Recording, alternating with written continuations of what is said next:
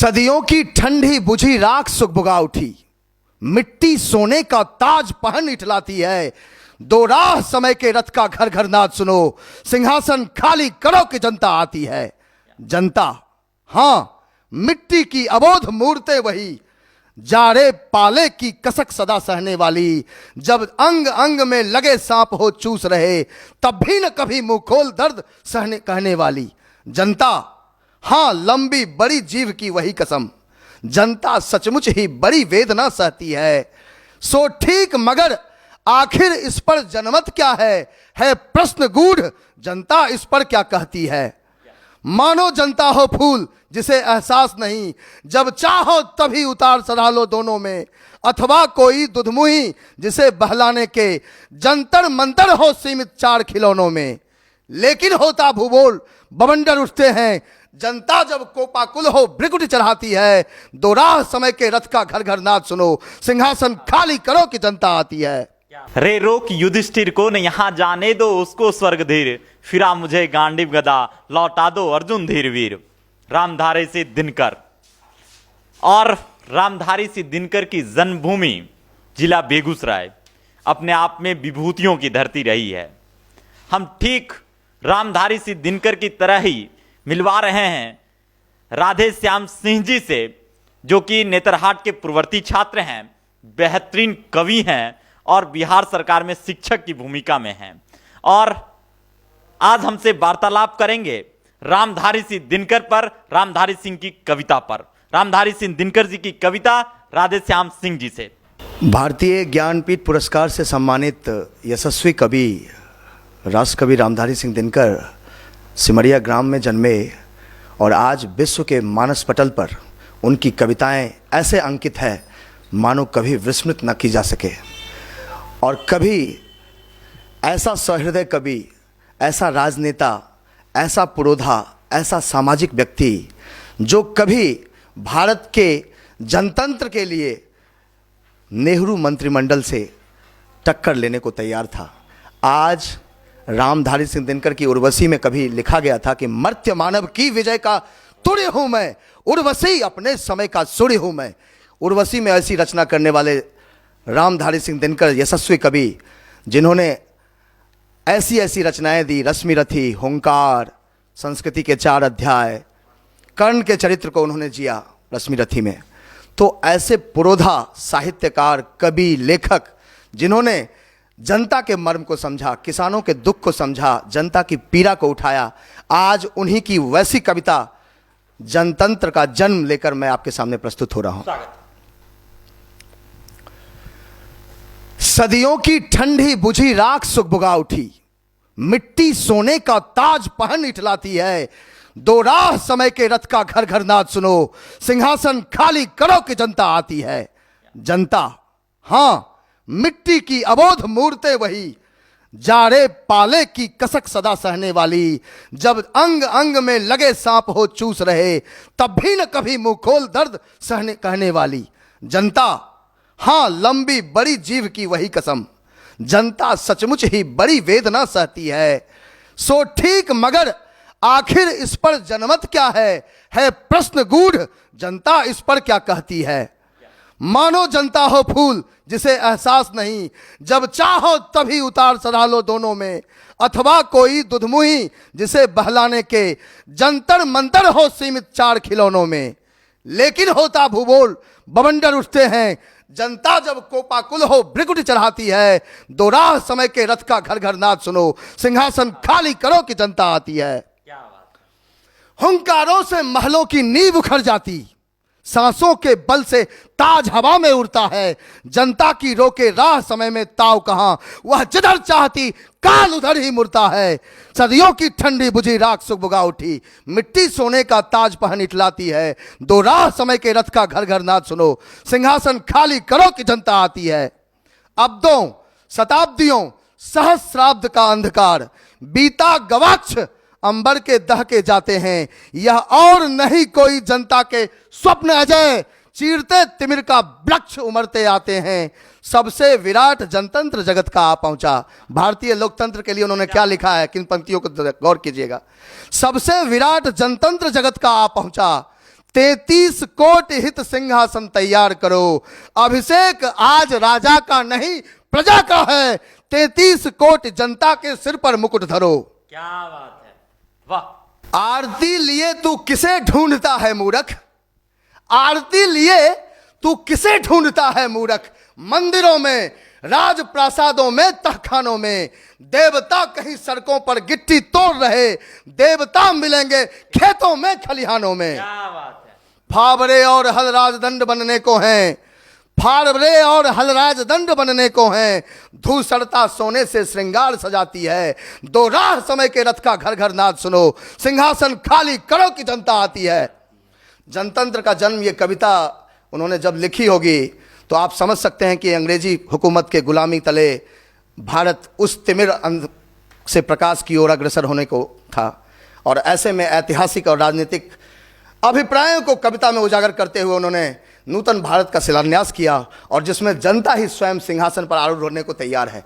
तो ये जनतंत्र का जन्म, ये कविता नहीं, ये हमारी संस्कृति की पहचान है।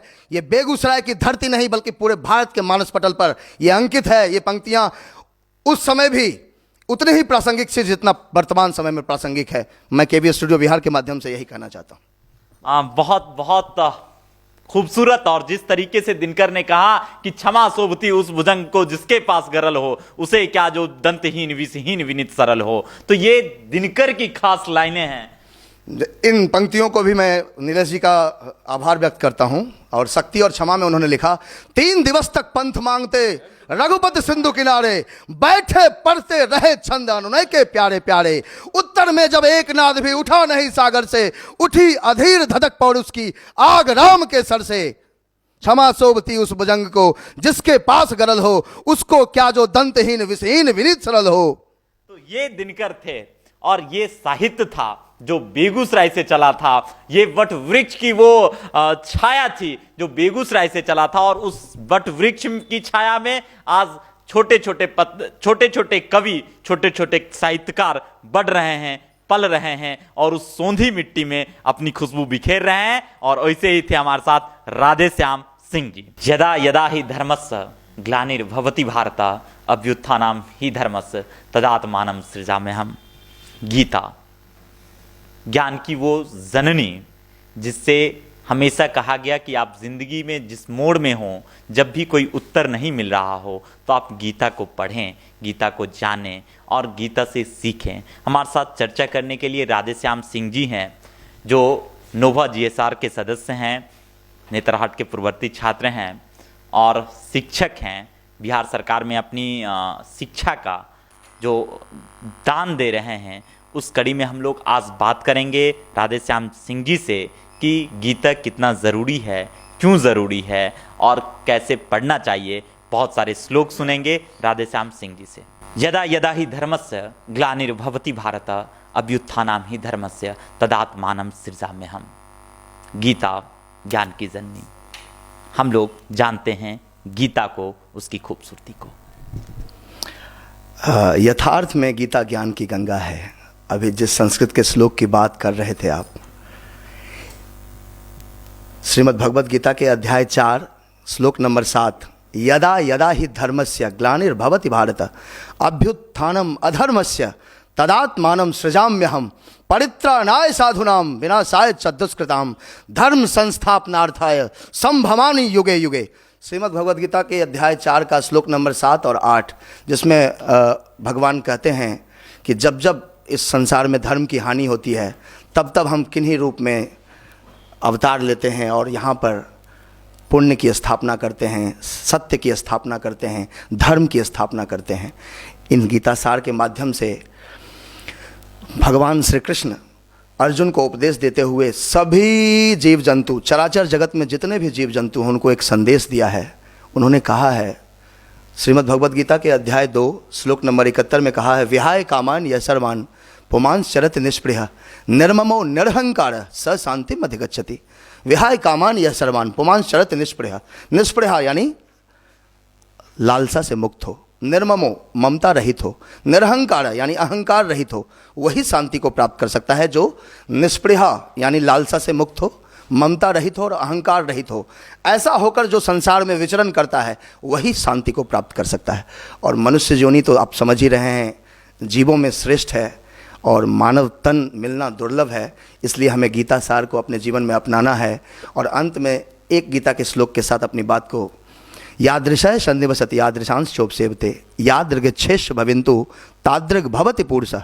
यादृशः सन्निवसति, जिसके साथ निवास करता है, यादृशांश चोपसेवते, जिसकी सेवा में रत रहता है, यादृगच्छेष भविन्तु, जैसा बनने की चेष्टा करता है, तादृग भवति पुरुषः, वैसा पुरुष बन जाता है।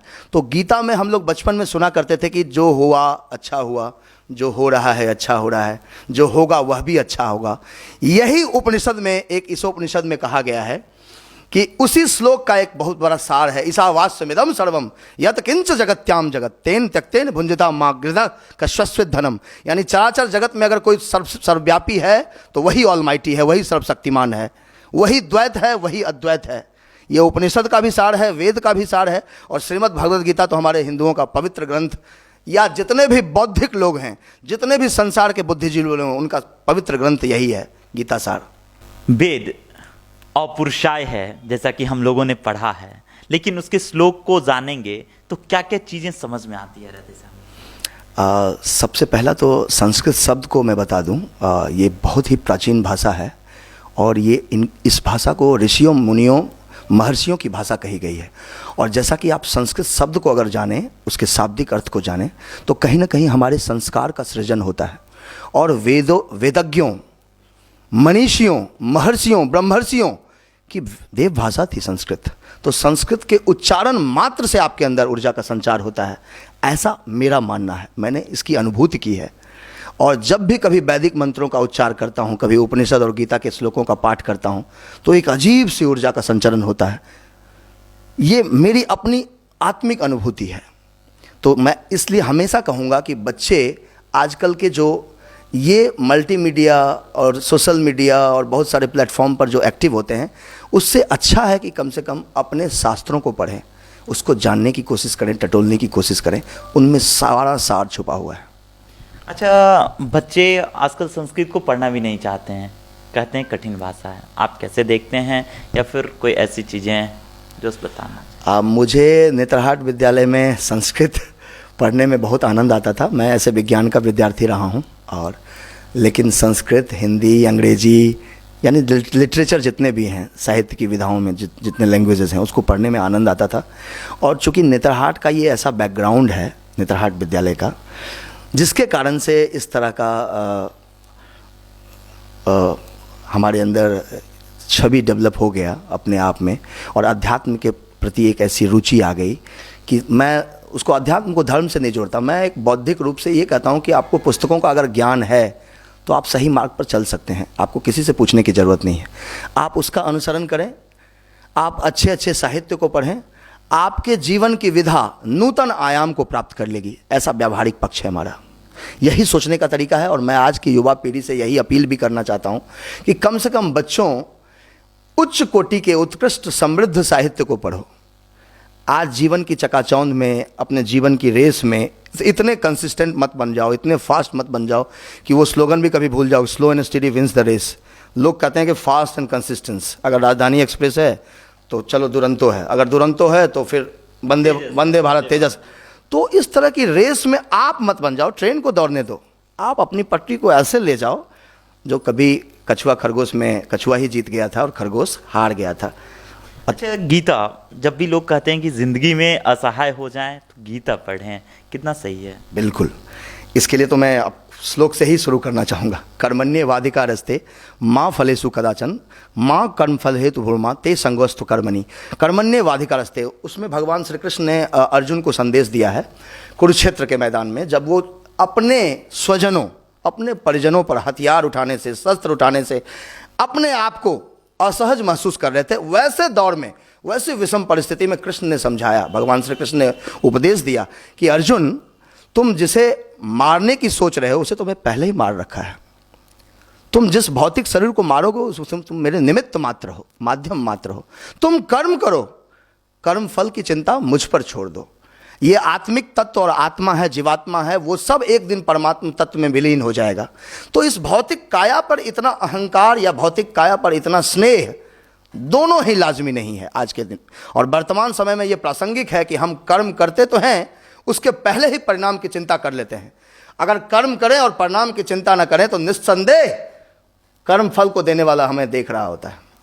अच्छा, उपनिषद की बात करें हम लोग, उपनिषद 118 उपनिषद हैं, सबसे अच्छा उपनिषद आपको कौन लगता है और कौन सा पढ़ना चाहिए? देखिए नीलेश जी, मैं ईशोपनिषद, मुंडकोपनिषद, कठोपनिषद, मैं बहुत सारे उपनिषदों को पढ़ रहा हूँ। अभी सब पढ़ नहीं पाया हूँ, तो मैं भी स्वाध्यायी हूँ, अभी अध्ययन में लगा हूँ। लेकिन कुछ उपनिषद के नाम लिए मैंने, ईशोपनिषद, कठोपनिषद, मुंडकोपनिषद, ऐसे कुछ उपनिषद हैं। धीरे धीरे करके मैं ई कंटेंट्स से पढ़ता जा रहा हूँ।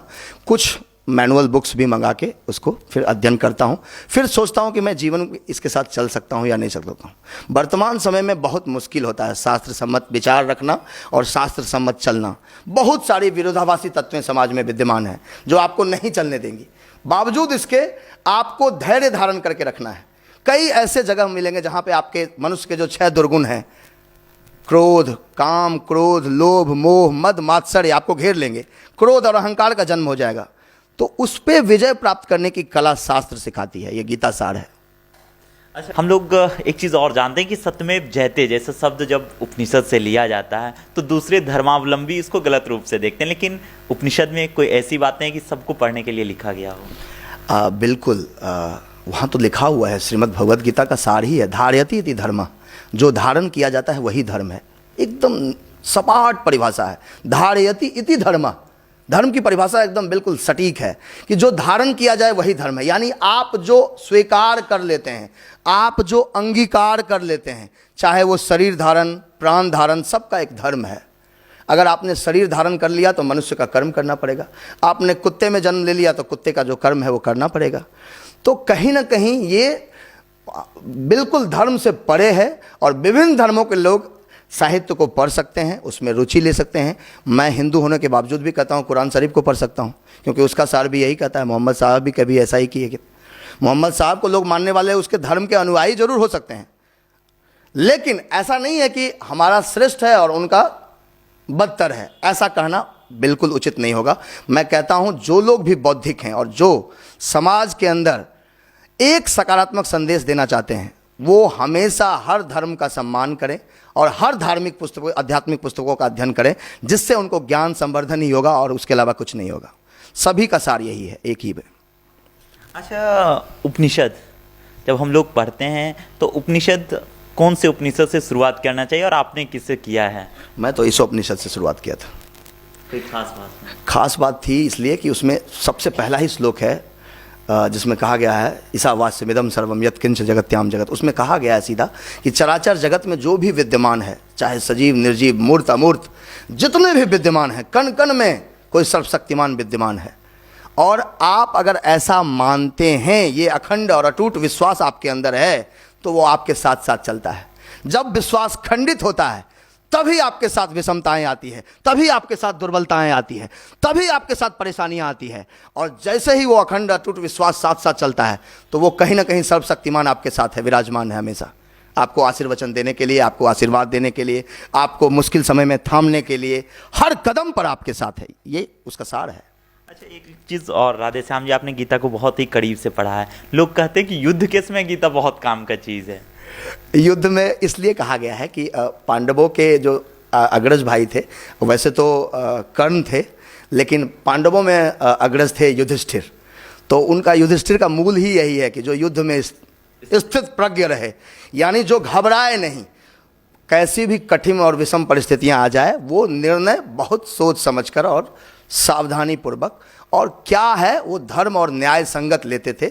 इसीलिए उनका नाम युधिष्ठिर था और उन्हें धर्मराज भी कहा जाता है। तो पांचों भाइयों पांडव के देखा ही आपने कि धर्म और अधर्म का युद्ध हुआ पांडवों कौरवों में, और अंत में विजय किसकी हुई? धर्म की विजय हुई। तो धर्म की विजय हुई। धर्म की विजय के लिए पार्थ सारथी बन गए, पार्थ के सारथी बन गए भगवान श्री कृष्ण। पार्थ अर्जुन को कहा जाता है और पार्थ के सारथी बने वो, यानी धर्म युद्ध के चालक बनना वो स्वीकार किए, न कि दुर्योधन की नारायणी सेना में जाना पसंद किया उन्होंने। तो आप देख लीजिए कि धर्म अधर्म के बीच में अंतर कहाँ है। धर्म अधर्म और न्याय संगत, और सबसे बड़ी बात है तो हमारे शरीर से ही शुरू होता है धर्म। आप जब कभी भी सही गलत कर रहे होते हैं, आप सत्य असत्य वाचन कर रहे होते हैं, आपके अंदर से ही कोई कहता है कि आप गलत कर रहे हो, आप उसकी नहीं सुनते हो, आप गलत कर जाते हो। तो सबसे बड़ी बात है हमारे अंदर ही जो आत्म तत्व है वही विवेचना करता है कि हम सही हैं या गलत हैं। हम आज पापा से झूठ बोल रहे हैं, गलत बोल रहे हैं, हम आज मम्मी से ये कह के गलत निकल रहे हैं, ये कर रहे हैं। सारा विवेचन तत्व हमारे अंदर है, लेकिन हम उनकी सुनते कहाँ हैं। ये भौतिक काया उसको इग्नोर करके आगे बढ़ जाता है। इसीलिए यहाँ पे ये धर्म और अधर्म का द्वंद्व युद्ध शुरू हो जाता है, सत्य और असत्य का द्वंद्व युद्ध शुरू हो जाता है। बस यही नीलेश जी। अच्छा, एक चीज और कि लिखा हुआ है कि आत्मा मरती नहीं है, तो आत्मा अमर है, तो ऐसी क्या बातें हैं? ऐसी बात है, शास्त्र भी इसको कहता है, विवेचित करता है। नैनम छिंदन्ति शस्त्राणि नैनम दहति पावकः। ये आत्मा जो तत्व है, जीवात्मा है, उसको न कोई शस्त्र काट सकता है। नैनम दहति पावकः, पावक मतलब अग्नि, और न कोई अग्नि जला सकती है। यानी हमारी भौतिक काया को आप शमशान भूमि में ले जाकर मुखाग्नि देकर जला दो, आप कब्रिस्तान में लेकर कब्र में लटकाकर उसे जमीन दोज कर दो, वो भौतिक काया सड़ गल मर जाएगी, लेकिन आत्म तत्व उसी परमात्म तत्व में जाकर विलीन हो जाएगा।